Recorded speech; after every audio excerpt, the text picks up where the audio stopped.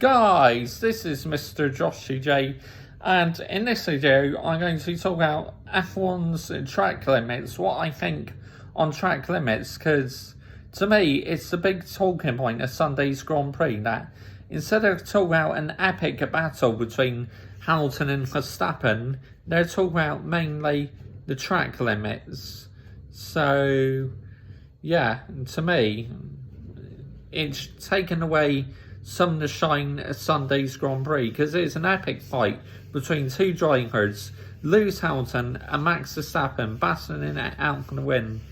To me, the track limit rule is as simple as what it is. If all four wheels are off the track, that is gaining an advantage and exceeding track limits, and absolutely you should hand over the place back. It's an epic battle, but I thought what Lewis Hamilton did was clever tactics.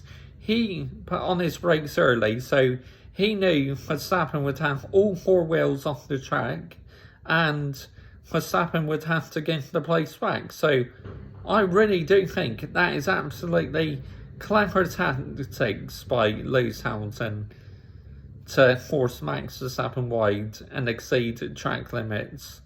But I'm just sick and tired of all these rumours and reports going on about track limits. Let's focus on what was an epic fight between two world-class drivers. You got Lewis Hamilton, who's the second-time world champion, and Max Verstappen, who is hunting for his first world title.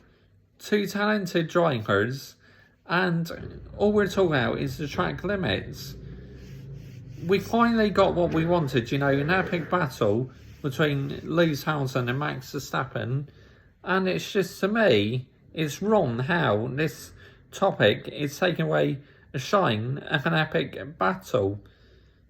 I mean, alright, some tracks you can't help running wide, but if you exceed track limits, you should at least be given a warning or be given a time penalty. Because on the F1 2020 game, if you go off track too many times, you get a warning saying exceeded track limits, and if you keep doing it, you get a 3-second time penalty or 5 seconds on the game. So, yeah, to me, it's like the rules are simple.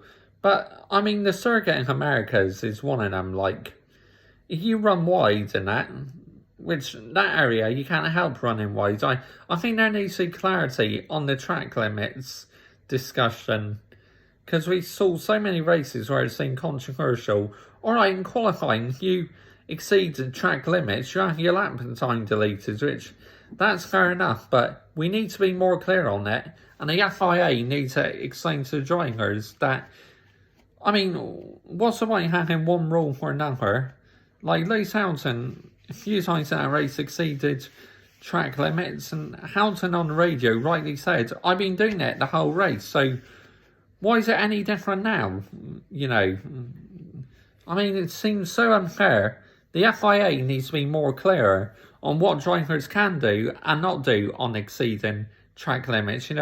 Maybe drawing them out a map or something, or showing them in the simulator what drivers can do to improve on making sure they don't exceed track limits. But as I said at the start of the video, I really did think that was clever tactics by Lewis Hamilton, because he knew that if he forced Verstappen wide, Verstappen would have to give back the position, and then Verstappen's tires just would not have enough grip to catch back up with him, because obviously the Mercedes still has a slight power advantage in a straight line in that, but the Honda is catching up, so it really is going to be an epic battle for the rest of the season. But to me, I just wanted to make this video because MUFC Racer did one and point out that this discussion about the track limits has completely taken away the shine of an epic battle, what all the fans have wanted, and instead we keep talking about this topic about exceeding track limits, about drivers doing it too many times. It's like, give it a rest, why don't you? But anyway, in the comments, let me know down below. I'd love to know your thoughts on this. And I'll be back tomorrow with double uploads. I'll bring this out later because I'm going to bring out in the video my most disliked football clubs next. Bye-bye.